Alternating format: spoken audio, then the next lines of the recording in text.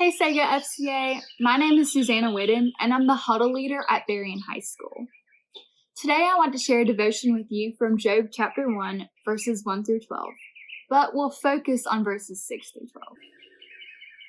In the land of Uz there lived a man whose name was Job. This man was blameless and upright. He feared God and shunned evil. He had 7 sons and 3 daughters, and he owned 7,000 sheep, 3,000 camels, 500 yoke of oxen, and 500 donkeys, and had a large number of servants. He was the greatest man among all the people of the East. His sons used to hold feasts in their homes on their birthdays, and they would invite their 3 sisters to eat and drink with them. When a period of feasting had run its course, Job would make arrangements for them to be purified. Early in the morning, he would sacrifice a burnt offering for each of them, thinking, "Perhaps my children have sinned and cursed God in their hearts." This was Job's regular custom. One day the angels came to present themselves before the Lord, and Satan also came with them. The Lord said to Satan, "Where have you come from?" Satan answered the Lord, "From roaming throughout the earth, going back and forth on it." Then the Lord said to Satan, "Have you considered my servant Job?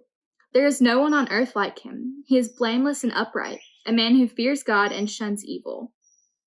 "Does Job fear God for nothing?" Satan replied.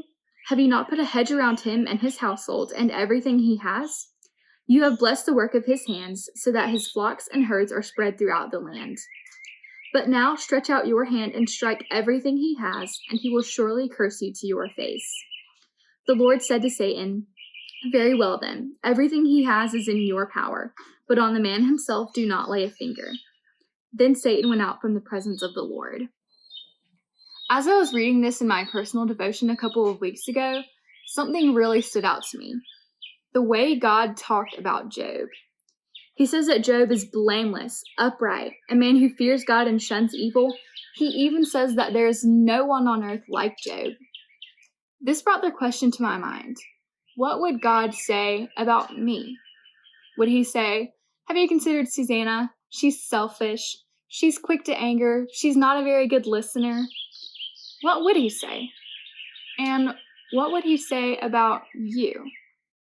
Is the way you're behaving reflecting the kingdom of God? Are you considering how your actions impact other people? Are you working on loving your neighbor and not focusing on yourself? Now, I know that we aren't put here to focus on ourselves. We're not here to worry constantly about our appearance, our success, our accomplishments.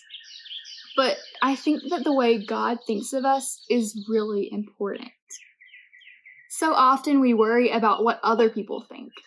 What are they going to say about what I wore today? What are they going to say about the fact that I go to church? What are they going to say when I should say something that uplifts them, but instead I keep quiet?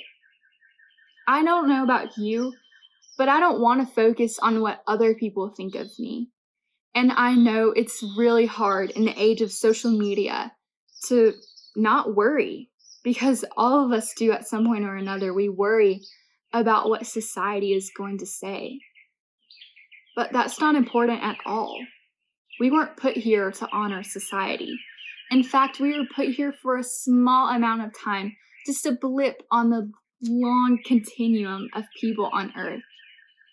You weren't put here to worry about right now. You're put here to worry about how right now is going to affect your eternity. How is your behavior right now affecting that? Are you behaving in a way that showcases your love for God and your love for others? Or are you trying to showcase the love for yourself? What really matters is what God would say about you. So what would he say? I challenge you today to 2 things. 1, first go listen to a song called "More Like Jesus" by Passion. It has an awesome message, and I think it really goes along with what we're talking about today. It's really convicting, and I really encourage you to listen to it. And 2, before you act this week, this month, this season of your life, stop. Wonder, is this going to bring honor to God? Is this going to uplift the kingdom? Is this going to reflect what I really believe? If it isn't, don't do it. It's as simple as that. If it doesn't bring honor to God, don't do it. You weren't put here to bring honor to yourself. So, this week, whenever it is, whenever you're tempted to act in a way that doesn't reflect Jesus, wonder, what would God say about me? Thank you.